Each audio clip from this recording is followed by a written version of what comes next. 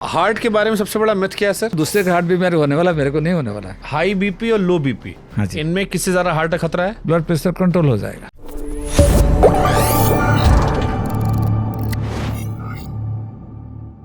Nice, interesting. Heart के बारे में सबसे बड़ा मिथ क्या है सर? सब मिथ है के बाद दूसरे का हार्ट बीमारी होने वाला, मेरे को नहीं होने वाला है। एक तो हमें लगता था कि खाली बुजुर्गों की बीमारी है। हाँ, हमको नहीं होने वाला है।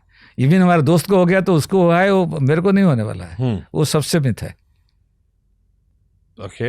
हाइपरटेंशन कैसे परेशान करता है? हाइपरटेंशन, कोलेस्ट्रॉल, ये हाँ, एक हाई ब्लड प्रेशर आपका देखेंगे अभी। अच्छा, हाई बीपी और लो बीपी, हाँ जी। इनमें किससे ज्यादा हार्ट का खतरा है? High BP. लो बीपी वालों को लो नहीं? बीपी कुछ नहीं होगा। Okay. Major low BP is because blood volume कम है, वो बीमारी नहीं है। देयर इज सर्टेन डिजीज जहाँ पे लो बीपी होता है, अलग चीज़ है। लेकिन हाई बीपी लो बीपी में हाई बीपी मैक्सिमम होता है ना। ब्लड प्रेशर अगेन हमारा लाइफस्टाइल की वजह से इतना चेंज हो गया। अभी आप देखेंगे 25% हमारा 18 से 70 साल का जो ब्लड प्रेशर है 25%। पहले तो बिल्कुल नहीं था। आप देखोगे तो 40-50 साल पहले किसको नहीं होता था। ये सारे चीज़ लाइफस्टाइल की वजह से, again lack of exercise, lack of sleep, stress, food habits, ये चारों चेंज किया तो सारा कम हो जाएगा।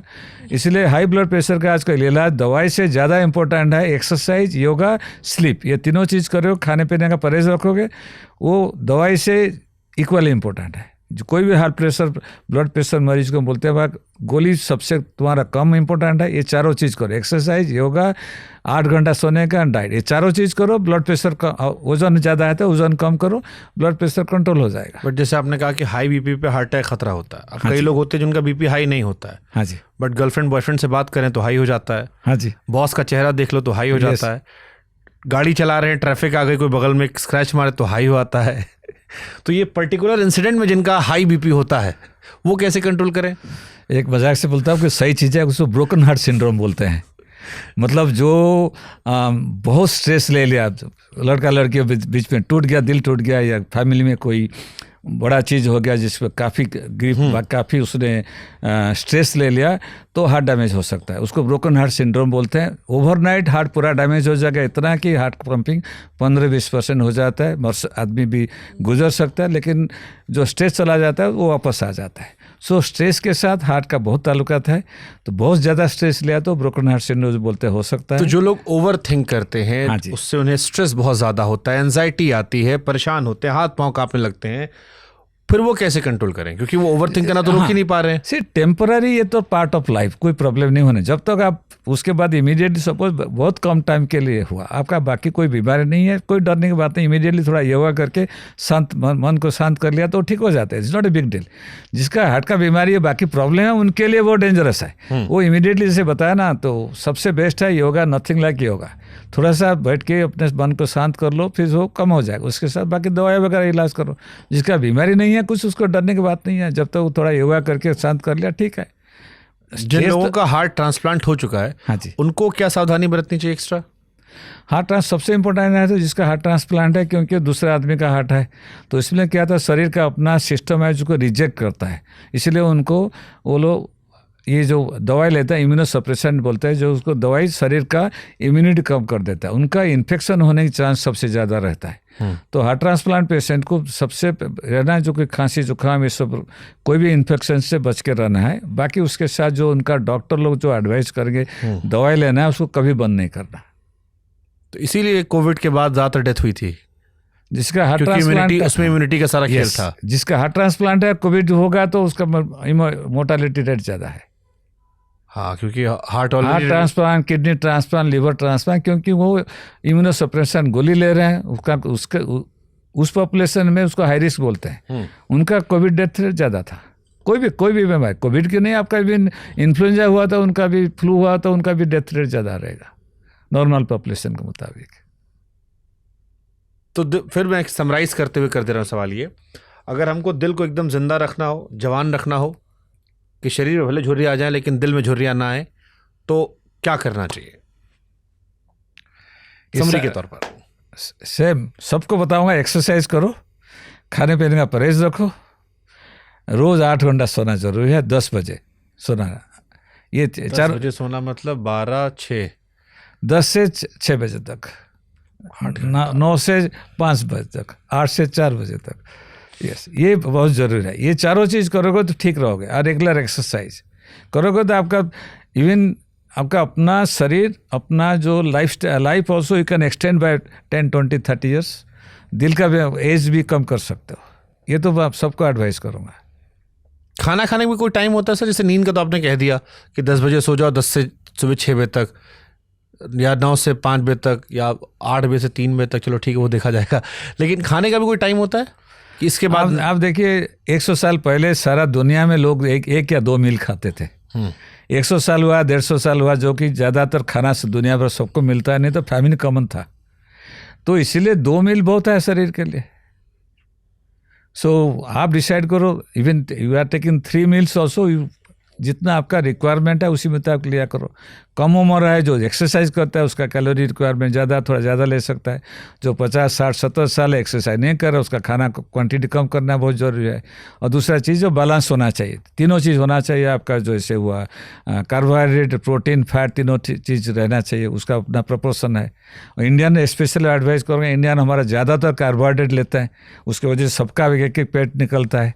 पेट तो पहले अच्छा था, क्योंकि जिसका पेट अच्छा है मतलब ज़्यादा हेल्दी, स्वस्थ है, वो पेट बड़ा सेट हाँ सेट था। तो आजकल उल्टा हो गया, सेट मतलब वो डॉक्टर पास जाना पड़ता है उसको।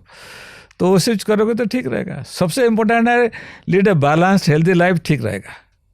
और एक वेरी इंपॉर्टेंट कोलेस्ट्रॉल के बारे में बात करना चाहता था।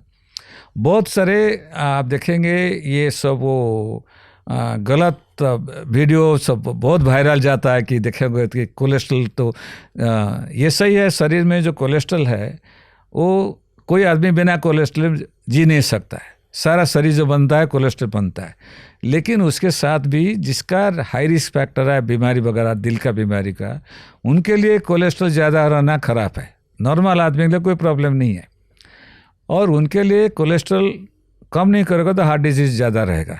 तो इसलिए आप देखो वीडियो होता है कि अरे बाबा शरीर के अंदर 85% तो लीवर में बनता है, खाने में सिर्फ 15% जाता है, कुछ भी खाना खा लो फर्क नहीं पड़ता है। नॉर्मल आदमी के लिए फ़र्क नहीं पड़ेगा, लेकिन जिसका दिल का बीमारी है, जो हाई रिस्क ग्रुप है, उनके लिए वो 15% में काफ़ी फ़र्क पड़ता है। और दूसरा हुआ, पहले सबको हम एक ही लेवल बोल देते हैं कि बाबा सपोज ख़राब कोलेस्ट्रॉल 70 से नीचे रखो चलेगा, लेकिन अभी दिखाया गया कि जिसका ज़्यादा रिस्क फैक्टर है उनका कोलेस्ट्रॉल बहुत नीचे करना चाहिए। जिसका बहुत बीमारी, सपोज उसका बाईपास हो गया, एंजियोप्लास्टी हो गया, बहुत सारे ब्लॉकेज है, उसको हम बोलते हैं कि खराब कोलेस्ट्रॉल लेवल 40 से नीचे होना चाहिए, इसको 50 से नीचे होना चाहिए, सबको नहीं। तो इसीलिए बहुत इंपॉर्टेंट है ये सब जो वीडियो देखते हैं जी कोलेस्ट्रॉल ठीक है, कुछ भी खाना खा लो, एक खा लो, ये कर लो, वो जिसका दिल का बीमारी है, जिसका हाई रिस्क पॉपुलेशन है, उनके लिए काफ़ी डेंजरस है। नॉर्मल आदमी के लिए ठीक है, लेकिन हाई रिस्क पॉपुलेशन के बहुत डेंजरस है। वो अपना डॉक्टर को सलाह करके वो जैसे समझाएंगे उसी मुताबिक लेना है। वो स्पेशली जो कोलेस्ट्रॉल कम करने का जो गोली है, स्टार्टिन गोली है, वो शरीर के लिए स्पेशली दिल का बीमारी वाले पेशेंट के लिए बहुत इंपॉर्टेंट है।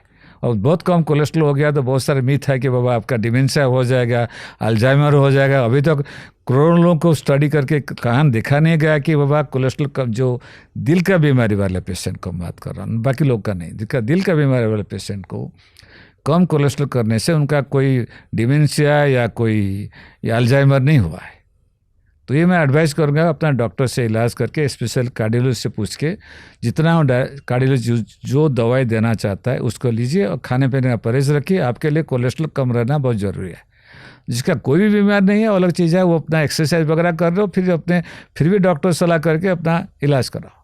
क्योंकि बहुत ज़्यादा, सपोज आप कोई भी बीमार नहीं है लेकिन आपका कोलेस्ट्रॉल लेवल बहुत ज़्यादा है, उसमें क्या होगा ना, आपका कोलेस्ट्रॉल डिपॉजिट हो सकता है। जैसे बताया जो 22 साल का लड़का का क्या था, सारा फैमिली में सब लोगों को 25, 30, 40 साल की उम्र में हार्ट अटैक हुआ है, क्योंकि उनका सारे का कोलेस्ट्रॉल लेवल नॉर्मल, जैसे हम बोलते हैं कि 150 से नीचे होना चाहिए, उनका 800, 900, 1000 था। तो इवन आपका कोई भी बीमार नहीं है, फिर भी आप जो चीज़ बहुत ज़्यादा कोलेस्ट्रॉल है उसको लेना नहीं चाहिए। कभी कभार ले लिया, नो प्रॉब्लम, रेगुलर लाइफस्टाइल में उसको इंक्लूड नहीं करना चाहिए। आपकी वाइल्ड लाइफ फोटोग्राफी चली सर? चलता वो मेरा अब, हाँ, कोई भी आप सबको बोलता हो ना, खाली अपना प्रोफेशन को पूरा लाइफ मत करो, उसके साथ भी कुछ हॉबी रखो। वाइल्ड लाइफ फोटोग्राफी मेरा एक हॉबी है। तो 1-2 दिन जाता हूँ एटलीस्ट एवरी 14-15 दिन, 2 हफ्ते के बाद 2 दिन जंगल में जाता हूँ। मेरे लिए मेरा योगा है, सब रिलैक्सेशन होता है उसमें से।